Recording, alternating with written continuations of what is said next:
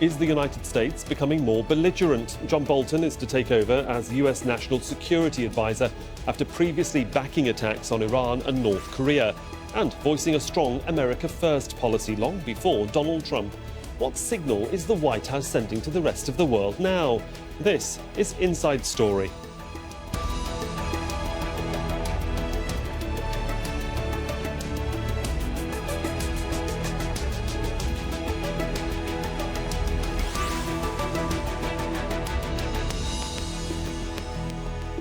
Hello, welcome to the programme. I'm Sohail Rahman. The legal case for striking North Korea first and to stop Iran's bomb Iran. Well, two of the articles penned by John Bolton in leading US newspapers over the years. Donald Trump's choice for National Security Advisor appears to match the president's confrontational views on the rest of the world, which often rejects consensus building and supports using American economic and military power to punish anyone who doesn't fall into line.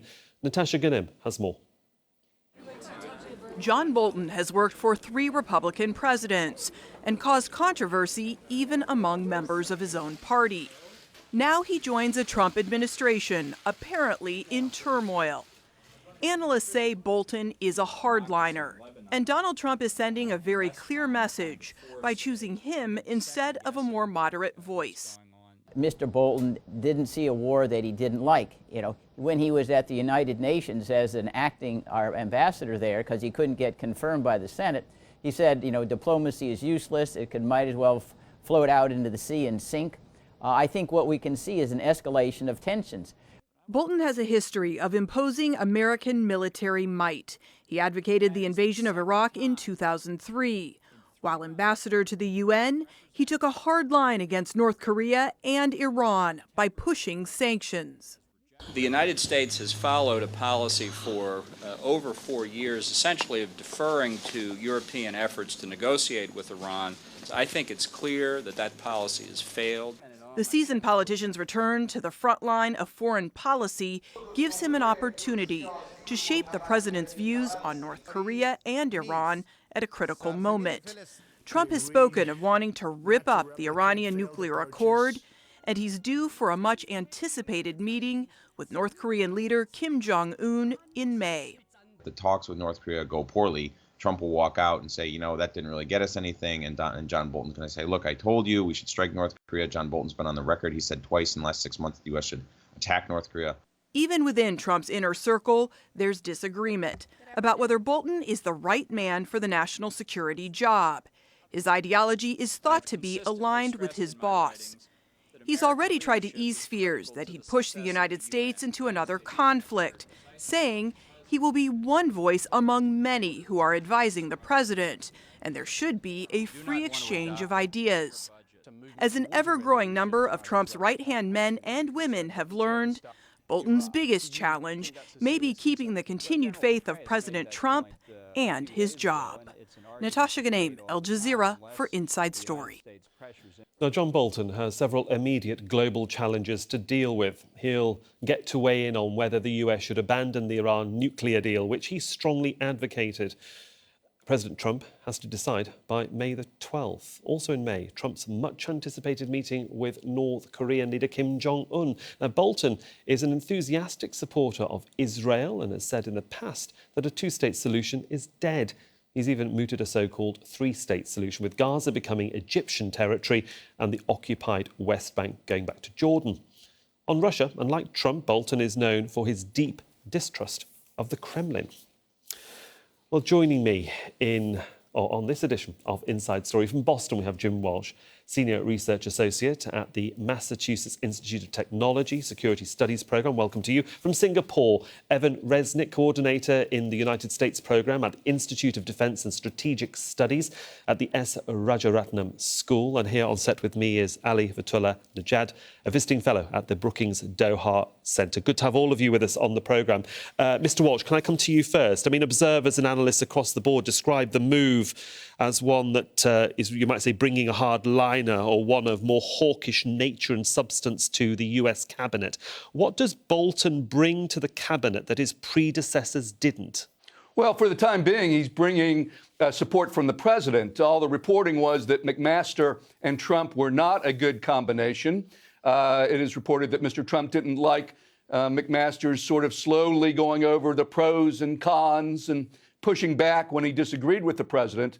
John Bolton is a skilled bureaucratic player, been in Washington a long time. He obviously has been able to cozy up to the president and convince him that they're on the same page, even though there are differences between the two. But what they share, and I want to underline this, a lot of what we're hearing is that this is signaling or it has to do with policy or ideology. I disagree completely.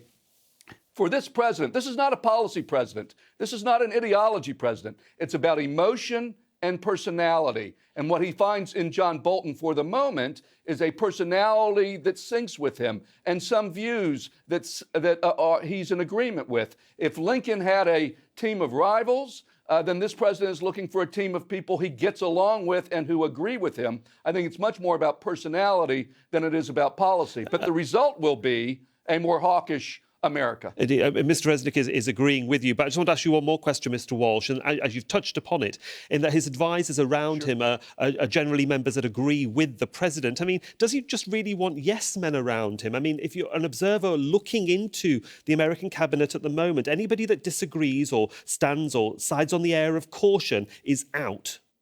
Yeah, the one exception to that now is Secretary Mattis. Secretary Mattis has also been a very skillful player here. He does not show up on the evening news very often on the U.S. media. He's never shown to be publicly disagreeing with the president. So he seemed to be able to hold on to that relationship. But we'll have to see now that the mix, the equation has changed with the Secretary of State, Tillerson, out, with McMaster out and only Mattis remaining, whether that change in the equation will lead to a change in results. I suspect it will. But time will tell. And very briefly, before we can let them expand this, Mr. Walsh, Richard Painter, the former chief ethics officer for George W. Bush's administration, tweeted, "Mr. Bolton's hiring is an invitation to war, perhaps nuclear war." It's worrying some quarters now, or will certainly in the coming days, of the political establishment in Washington, D.C., surely. Yeah, the U.S. is running a gigantic national security experiment. We have a president who is inexperienced, uninformed, and prone to rather rash decisions.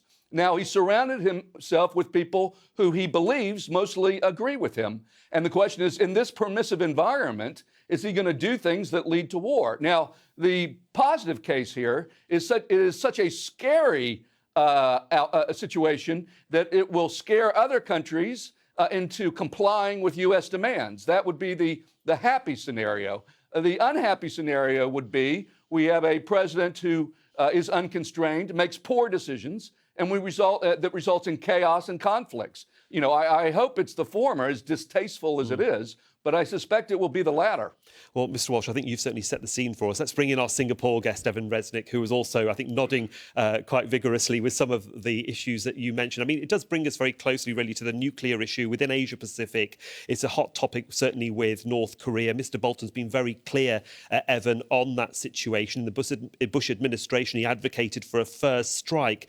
But, of course, it's only early hours, not even days of his appointment now, and he won't take that job until early April. He's being very tight-lipped at the moment. What do you think his position is going to be? John Bolton has a long history of being very consistent in his foreign policy and national security policy views. They tend to be wrong, but at least he's very consistent in them. He's a true ideologue, so I don't anticipate that he is going to radically become a dove now that he has come on board the Trump administration. So my sense is that he will continue advocating what he has long advocated throughout his political career.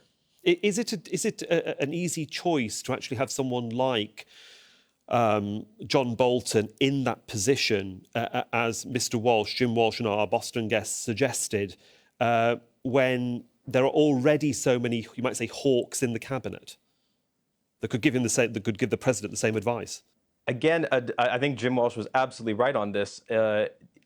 To some degree, if Trump was going to play this skillfully when he meets with Kim Jong-un in May, Bolton's appointment will be sort of lingering in the background and may provide Trump with more bargaining leverage, right? You agree with me, or I'm going to start listening to John Bolton and take his advice. So if Trump was sort of a skillful deal maker, which he's not, he says he is, but he's not, or at least not proven to be thus far, then Bolton's appointment might conceivably provide some leverage to the administration.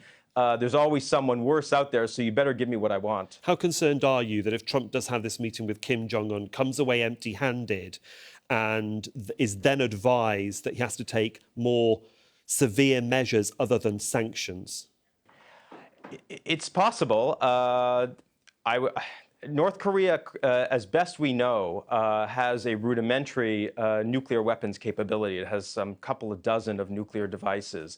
If nuclear deterrence theory holds, then even if nuclear weapons deterred Stalin and Mao, presumably they would also deter Donald Trump from doing something absolutely crazy, namely attacking a nuclear-armed adversary. But it's hard to tell. Everything in this administration seems so ad hoc and chaotic. All the rules keep getting broken. So it's very hard to predict. Okay. My hope is that Trump sort of talks a big game, but he usually backs down. He tends to sort of flit from topic to topic, and when he's proven wrong, or he seems sort of congenitally incapable of losing face. Okay. So if there is that aspect to his personality, that if the meeting doesn't go well, he can always just sort of move on to the next topic, or forget about it, or just lie about whatever happened. Okay, Evan, let's just hold it there. And Jim, obviously finding it very entertaining what you're saying. Let's bring in Ali Fatullah Najad here in Doha. A really interesting scenario here, because if you have a scenario with North Korea where you want them to get rid of their nuclear weapons and bring them into, you might say, the international fold. On the other hand, with a country like Iran, President Trump, and behind him perhaps now John Bolton, want to rip up the Iran nuclear agreement, which could then force Iran to start its uranium enrichment if it wanted to again. And that's a real danger in terms of instability in the Middle East. Yeah.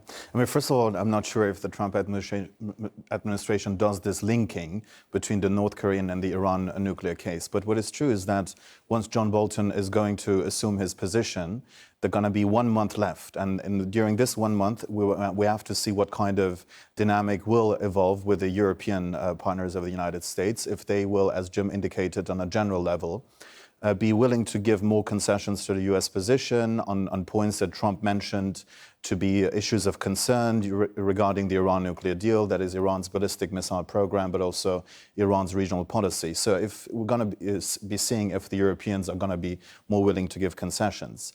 On the other hand, during this month, we're going to see likely a war of between different kind of institutions in the United States when it comes to the direction of Iran policy, whether it's going to be a change towards a regime change policy, or it's going to be just to be putting more pressure to have more concessions. But when you have a cabinet that is becoming repeatedly and more intensely right-wing, if we can put it like that, then you add John Bolton into that mix, and this particular episode of Inside Story is about John Bolton. How much influence is he going to have on the cabinet, considering when it comes to Iran, he's absolutely adamant on what he wants to see. When we had these demonstrations in Iran early in 2018 on the streets across the country, he was advocating full regime change and really pursuing that quite vocally in many newspapers and television interviews.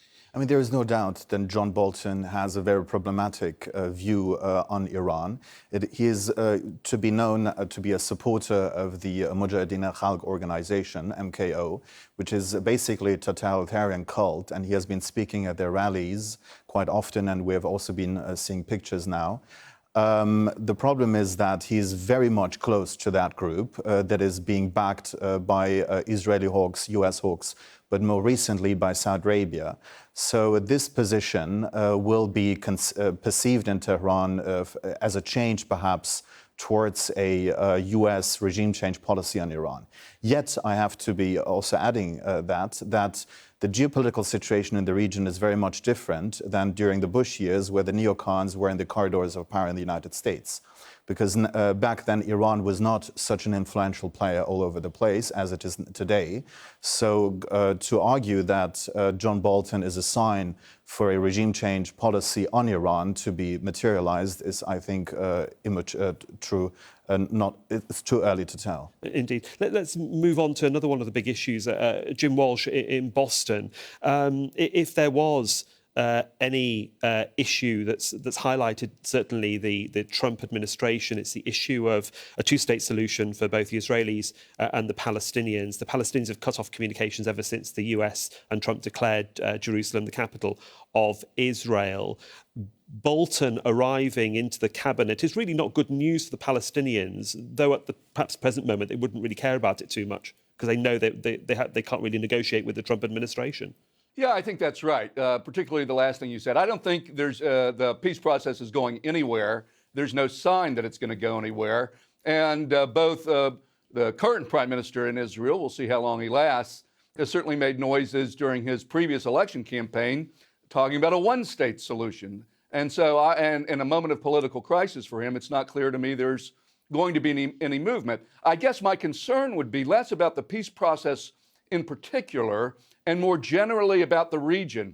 Will Israel think that it has a blank check to do whatever it wants in the region, whether that's actions in Syria, in Golan, or elsewhere? Do they believe, rightly or wrongly, that they can carry out attacks with impunity and have the White House back them with this more vigorous foreign policy team or muscular foreign policy team? I think that's the real danger. I think, unfortunately, the peace process is sort of frozen right now. And that's, I guess, in relative terms, the good news, because the bad news is things could get much worse in the region. Ali Fatullah Najad, I mean, how worse can it get for the Palestinians at this moment? Do they have any avenue beyond Trump, which I suppose is their first port of call, to look to Bolton in any shape or form for solace, a way to talk, a way to negotiate? I mean, the picture has not been bright in any case, and now there is also, I mean, it has become darker with John Bolton being clearly on the side of the Israeli government. But I think that there is, a lot of continuity in U.S. policy anyways. What Trump has done is to say what has been long-standing U.S. policy for a long time, and I think the U.S. standing as a whole in the Middle East will suffer from that because it is more and more seen to be, when it comes to the Israel-Palestine issue, to be firmly on one side of the equation. Jim, can I come over to you in Boston? I mean, John Kelly is the Chief of Staff. We've got James Mattis, Defence Secretary. Dare I say it, they are the only reasonable voices within a very largely nationalistic cabinet at the moment. Yeah, I think that's right. But I think there's other things going on, too. It's not just a battle of ideology or of caution versus nationalism. There's a sort of chaos here. You have people who are cycling in and out. Even before this most recent announcement, there are many chairs that have been left unfilled. The U.S. has no ambassador to South Korea. We're talking on the air now about a possible attack on North Korea. We don't have an ambassador in South Korea. There's the confirmed Assistant Secretary of State for Asia Pacific, and on and on. Mr. Pompeo has been nominated to be the new Secretary of State, but he remains to be confirmed, and that might turn into a battle. And so we have many people who are leaving the administration. We have holes that had not been filled, and those holes are growing in number at the same time that the president is increasingly giving his attention to the Mueller investigation and is growing obviously more aggressive and more angry about that. So to me, the sort of frame here is this unsettled chaos and new people coming on the job and other people leaving and deadlines soon to approach. That's one thing. And the second thing, very briefly, is there are some things the president can do all on his own. For example, pull out of the Iran agreement. And it doesn't matter what anyone says, as with the Paris Climate Accord. If he wants to pull out, well, he's going to pull out. But when it comes to launching military strikes, let's say against Iran, the agreement falls apart, Iran starts re-enriching, Bolton advocates for bombing those enrichment facilities. Well, it's at that point that CENTCOM, the part of the Pentagon that's responsible for the Middle East, that's when they start to have a say that's more important. Sure. And I will point out that the head of CENTCOM has come out in favor of the Iran agreement. And of course, Mattis has been in favor of keeping it as well. So once we get to a point of actually using military force, more constraints might be applied, but at the end of the day, the military will do what its commander-in-chief tells it to do. Whether Mr. Bolton likes it or not. Let's go over to Evan Renswick in Singapore. I mean, obviously, this is all playing out with a timeline of a potential meeting with Kim Jong-un. Pyongyang must be either scratching their head or smiling at the chaos that is being created in Washington at the moment. How do you assess how North Korea are going to approach this potential meeting with Trump in, less than 2 months' time? I have no idea, and neither does anybody else. It's again, it's sort of a testament to the sheer chaos of this administration. Of course, Evan, we're speaking hypotheticals here. I mean, this could go either way. I mean, for Kim Jong-un, this could be a massive propaganda victory for him if the summit goes well, and if he flatters Donald Trump, and Trump's ego is sufficiently stroked that they get along well. It's a tremendous diplomatic and propaganda victory for Kim. If the summit somehow goes haywire, or there's some sort of clash between the two, personality clash, then all hell could break loose. So it's actually a very high risk, potentially high reward gamble for Kim Jong-un to participate in this event. Now, usually, analysts of U.S. foreign policy are used to talking about unpredictability and risk when it comes to North Korean foreign policy, not the foreign policy emanating out of Washington. Indeed. Kim Jong-un looks like a pillar of stability by comparison with what we've seen in the White House. Well, we shall see what certainly happens in May. I mean, Ali, Fatullah and Najad, let's come in here. I mean, obviously, potential, hopefully not conflict in the Korean peninsula, but sort of Vietnam, Iraq, Cuba, to name a few areas where regime change was sought by the US. We've heard these words coming from John Bolton in recent months over Iran. Body bags with American soldiers or operatives have come back home. It seems that lessons are not being learned from history, and armed conflicts inevitably have to come back to negotiation, diplomacy, talk.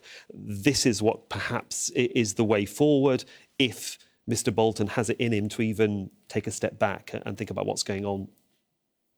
Absolutely. I mean, we have now the anniversary of the US-led invasion of Iraq, and it has not been only a disaster in humanitarian and moral terms, with hundreds of thousands of people, maybe 1 million Iraqis killed in its wake, but it also has been a strategic disaster for the United States, because basically what has happened after the mid-2000s, that Iran could establish itself as the prime power in West Asia.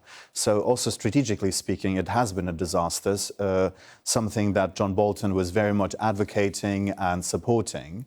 So to do the same again on Iran would be a huge mistake as well, in both humanitarian terms and also strategic terms when it comes to the stability of the region. So one would only hope that Trump's pick is driven by personal preferences, and it will not translate into a policy that is far more hawkish than we have seen so far. And just very briefly, we've heard John Bolton being very critical of Iran. Is it just saber-rattling, or do you think the worst is yet to come? I think for now it's early to tell, because it can put pressure on the Europeans to have more concessions when it comes to the Iran nuclear deal. But what is the most important factor is that John Bolton is really viewed to be on the side of this opposition totalitarian cult, the MKO. And so also for the Iranian state, it will be more easy to crack down on dissidents, because it would be easy to portray them as to be stooges of a new regime change policy from the United States, where Bolton is instrumental. Well, we shall see what does happen in the coming weeks and months. And there, unfortunately, we have to leave it. I'd like to thank all of my guests, Jim Walsh there in Boston, Evan Renswick there in Singapore, and Ali Fatullah Najad here with me in the studio in Doha. Thank you for all of my guests for joining me on this edition of Inside Story. And of course, thank you for watching as well. You can see the programme again anytime by visiting our website at aljazeera.com. And for further discussion, go to our Facebook page. That's facebook.com/AJ Inside Story. You can also join the conversation on Twitter. Our handle there is AJ Inside Story. From me, Sohail Rahman, and all of the Inside Story team, thanks very much for your time and your company. Bye-bye.